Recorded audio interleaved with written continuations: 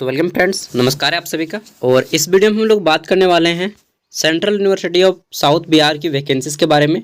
यहाँ पे टीचिंग और नॉन टीचिंग यानी कि मल्टीटास्किंग स्टाफ से लेकर असिस्टेंट प्रोफेसर तक की वैकेंसी आई हुई है। ठीक है, इसके बारे में डिटेल में जानेंगे कि क्या क्वालिफिकेशन रखा गया है, क्या डेट है। तो ये है सबसे पहले आपका नॉन टीचिंग, जो कि MTS से शुरू है और हाईएस्ट जाता है आपका ऑडिट ऑफिसर तक। और ये है आपका टीचिंग की वैकेंसी, जहाँ पे असिस्टेंट प्रोफेसर, एसोसिएट प्रोफेसर और प्रोफेसर के पोस्ट हैं। ठीक है, अब चलिए देख लेते हैं। यहाँ पे सबसे पहले हम लोग नॉन टीचिंग के बारे में जानेंगे और उसके बाद टीचिंग का। ठीक है, तो ये नॉन टीचिंग का है, जो कि ग्रुप C, B और A में बांटा गया है। ठीक है, अब देखते हैं सबसे पहले फॉर्म भरने का डेट। तो देखिए, और एक चीज़ जान लीजिए कि ये जो central university of south Bihar है, ये यूनिवर्सिटी NAC A++ है। दैट मीन्स इसका जो एकेडमिक परफॉर्मेंस है बहुत ही एक्सीलेंट है। ठीक है, आउटस्टैंडिंग, मतलब यूनिवर्सिटी में बहुत टॉप लेवल का स्टडी होता है। ठीक है, तो यहाँ पे आपको नौकरी करने जाना है, पढ़ाई करना आप करें या ना करें अलग की बात है। ठीक है, तो ये सेंट्रल यूनिवर्सिटी है, यानी कि ये स्टेट गवर्नमेंट के कंट्रोल नहीं है, ये टोटली जो कंट्रोल है सेंट्रल गवर्नमेंट के कंट्रोल में होता है। ठीक है, तो एस्टेब्लिश 2009 में हुआ है और ये सेंट्रल गवर्नमेंट के अंदर में आता है। झारखंड या बिहार या फिर कोई भी अदर स्टेट में जब भी सेंट्रल यूनिवर्सिटी होता है तो वो सेंट्रल गवर्नमेंट के कंट्रोल से होती है। ठीक है, चलिए देखते हैं। तो सबसे पहले डेट, इम्पोर्टेंट डेट देख लेते हैं। फॉर्म को भरने का जो डेट है, यह डेट है 26 अक्टूबर 2024। ठीक है, स्टार्टिंग डेट। वहीं लास्ट डेट जो है इसका 23 नवंबर 2024 है। कब? 23 नवंबर 2024 इसका लास्ट डेट है, 23 नवंबर। ठीक है, और यहाँ पे देख लीजिए जो फॉर्म फीस रखा गया है नॉन टीचिंग के लिए वो 1000 रुपया है। कितना? 1000। जनरल OBC EWS को देना पड़ेगा। ठीक है, बाकी ST SC और PWD, साथ ही महिला उम्मीदवारों को कोई भी फॉर्म फीस नहीं लिया जाएगा। ये तो सरासर गद्दारी है, मतलब नाइंसाफ़ी है कि भाई कम से कम इन हम लोग को 500 लीजिए, इन लोग को 250 रुपया, तब ना समानता आएगा। ठीक है, मतलब हम लोग सही एकदम हुमच कर ले लेंगे पूरा पैसा, और उन लोग फ्री में जाके एग्ज़ाम दे के आ जाएगा, तैयारी रहे या ना रहे। मतलब एक तरह से कम इनको भी कुछ न कुछ फीस लिया जाए, हमें ही अकेले नहीं मारा जाए। ठीक है, तो ST, जनरल OBC को बहुत ही आजकल सताया जा रहा है। ठीक है, इन लोग कम से कम फॉर्म फीस रख दे तो 750, और इन लोग को रख दे तो 250 रुपये कम से कम। इन लोग से भी कुछ लिए जिए यार, फ्री में इन लोग एग्ज़ाम बैठेगा, हम लोग के ही पैसा में एग्ज़ाम देगा। ठीक है, और हम लोग से ही केवल पैसा वसूलेगा। बताइए, ये गलत है? नहीं है। मानता हूँ कि कम ले लीजिएगा, वो मानता हूँ, लेकिन एकदम नहीं ये लीजिएगा और हम लोग से बहुत ज़्यादा ले लीजिएगा, ये तो गलत बात है।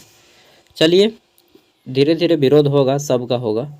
तो चलिए क्वालिफ़िकेशन देख लेते हैं। सबसे पहले MTS का क्या क्वालिफ़िकेशन है, उसके बाद हम लोग एक एक करके आगे बढ़ेंगे। ठीक है, तो MTS का जो क्वालिफ़िकेशन है यहाँ पे ये बोला गया है आपका 10th पास हो या फिर ITI किए हो, कोई भी एक। अगर आप 10th पास नहीं हैं और 8वीं से ITI किए हैं तो भी आप अप्लाई कर पाएंगे। ठीक है, और 10th ITI दोनों किए हैं तो बहुत अच्छा। आगे देख लेते हैं। फिर है आपका यहाँ पे लाइब्रेरी अटेंडेंट की पोस्ट है, और पोस्ट यहाँ पे देख लीजिएगा, ये नंबर ऑफ पोस्ट यहाँ पे लिखा रहेगा। लाइब्रेरी अटेंडेंट, इसमें आपके जो है टोटल 2 सीट है। एक यूनिवर्सिटी में कितना रहेगा? एक यूनिवर्सिटी में 2 एक लाइब्रेरी अटेंडेंट काफ़ी है। ठीक है, तो इसमें जो है क्वालिफिकेशन 12वीं पास मांगा गया है और लाइब्रेरी साइंस का सर्टिफिकेट हो, साथ में 1 ईयर का एक्सपीरियंस भी हो आपके पास। ठीक है, नेक्स्ट है आपका यहाँ पे कुक, यानी कि रसोइया। रसोइया में आपके जो है यहाँ पे सीट वगैरह देख लीजिएगा। क्वालिफिकेशन 10th पास मांगा गया है और ITI से आप बेकरी से किए हों, 1 साल का ट्रेड, बेकरी एक कोर्स होता है। ठीक है, ट्रेड वो किए हों और 3 ईयर का एक्सपीरियंस होना चाहिए। लेवल 2 की पोस्ट है। नेक्स्ट आपके यहाँ पे LDC के पोस्ट है 6 गो। LDC में कई गो पोस्ट है? 6 गो। और यहाँ पे बोला गया है कि बैचलर डिग्री हो, मतलब आप ग्रेजुएट हो, साथ में आपकी टाइपिंग स्पीड इंग्लिश में 35 वर्ड पर मिनट हो। ठीक है, आगे देख लेते हैं। तो नेक्स्ट है आपका यहाँ पे लाइब्रेरी असिस्टेंट, और लाइब्रेरी असिस्टेंट में बोला गया है कि आपके पास जो है बैचलर डिग्री की हो, किसमें?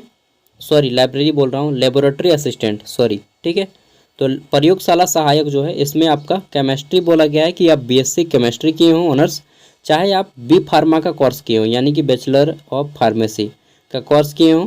ठीक है, तो आप अप्लाई कर पाएंगे, लेकिन 2 ईयर का वर्किंग एक्सपीरियंस आपके पास होना चाहिए। ठीक है, आगे देख लेते हैं। तो फिर है आपका एस्थेटिक्स असिस्टेंट यानी कि सांख्यिकी सहायक, और इसमें जो है लेवल 5 की पोस्ट है और बैचलर डिग्री मांगा गया है, ग्रेजुएट हो। ठीक है, बैचलर डिग्री इन एस्थेटिक्स या फिर मैथ ऑनर्स या फिर इकोनॉमिक्स ऑनर्स या फिर कॉमर्स ऑनर्स। ठीक है, अगर इनमें से कोई है तभी आप अप्लाई कर पाएंगे, दूसरा ऑनर्स वाले अप्लाई नहीं कर पाएंगे। आगे देख लेते हैं। तो फिर है यहाँ पे सीनियर टेक्निकल असिस्टेंट, और इसमें बोला गया है कि आप बीई या बीटेक किए हों। ठीक है, और किस में, तो कंप्यूटर साइंस में, या फिर एमसीए या फिर एमएससी किए हों कंप्यूटर साइंस में, और 2 ईयर का आपके पास प्रोग्रामिंग लैंग्वेज का नॉलेज हो, जैसे C++, जावा हो गया। ठीक है, आगे देख लेते हैं। तो फिर ये आपका पीए यानी कि पर्सनल असिस्टेंट का, और इसमें बैचलर डिग्री मांगा गया है, साथ में आपका जो है शॉर्ट हैंड होना चाहिए, हिंदी इंग्लिश, और इंग्लिश टाइपिंग भी लिखा गया है, हिंदी इंग्लिश टाइपिंग 30 वर्ड और 35 वर्ड। ठीक है, आगे देख लेते हैं। तो फिर है आपका असिस्टेंट इंजीनियर इलेक्ट्रिकल का, तो बैचलर डिग्री हो यानी कि बीटेक किए हो इलेक्ट्रिकल इंजीनियरिंग से। ठीक है, या फिर 3 ईयर का एक्सपीरियंस हो, 1 मिनट, बीटेक किए हों और साथ में 3 ईयर का एक्सपीरियंस हो, दोनों होना चाहिए, और ये लेवल 7 की पोस्ट है। ठीक है, ग्रुप बी। आगे देख लेते हैं। नेक्स्ट है आपका असिस्टेंट इंजीनियर सिविल, और इसमें बोला गया है कि आप फर्स्ट क्लास मतलब बीटेक किए हों, ठीक है, सिविल से, और यहाँ पे 3 ईयर का एक्सपीरियंस रखा गया है। आगे देखते हैं। तो फिर है आपका प्राइवेट सेक्रेटरी, और इसमें बोला गया है कि आप बैचलर डिग्री किए हों, साथ में एटलीस्ट 3 ईयर का एक्सपीरियंस हो, किसमें, तो पर्सनल असिस्टेंट में। ठीक है, और शॉर्ट हैंड और टाइपिंग तो आपको आना ही चाहिए। नेक्स्ट देख लेते हैं। तो अगला है आपका हिंदी ऑफिसर का पोस्ट, और इसमें आप जो है हिंदी मास्टर डिग्री किए हों, हिंदी ऑनर्स एमए, और इंग्लिश भी आपका एक सब्जेक्ट हो, या फिर इंग्लिश ऑनर्स और हिंदी एक सब्जेक्ट हो। ठीक है, या फिर master degree with recognise university और Hindi and English with medium and English a compulsory elective. ठीक है, और यहाँ पे बहुत सारा है, पढ़ लीजिएगा। आगे देख लेते हैं। तो फिर है आपका एक मेडिकल ऑफिसर यानी कि एमओ की पोस्ट, इसमें एमबीबीएस मांगा गया है और 3 ईयर का एक्सपीरियंस मांगा गया है।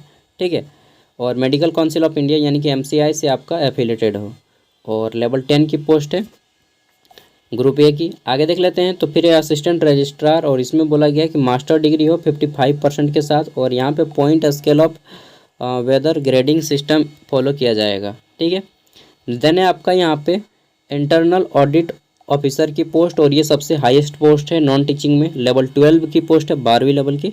ठीक है, और इसमें वही लोग अप्लाई कर पाएंगे जो पहले से लेवल 10 या लेवल 11 में काम कर चुके हैं। ठीक है, तो ये तो हो गया नॉन टीचिंग का, और ये जो टीचिंग आता है अब हमारा, ठीक है, यानी कि ये प्रोफेसर वाले, तो यहाँ पे प्रोफेसर वालों का क्वालिफिकेशन दिया जा रहा है, मैं यहाँ पे बता दे रहा हूँ, आप लोग पढ़ लेना है।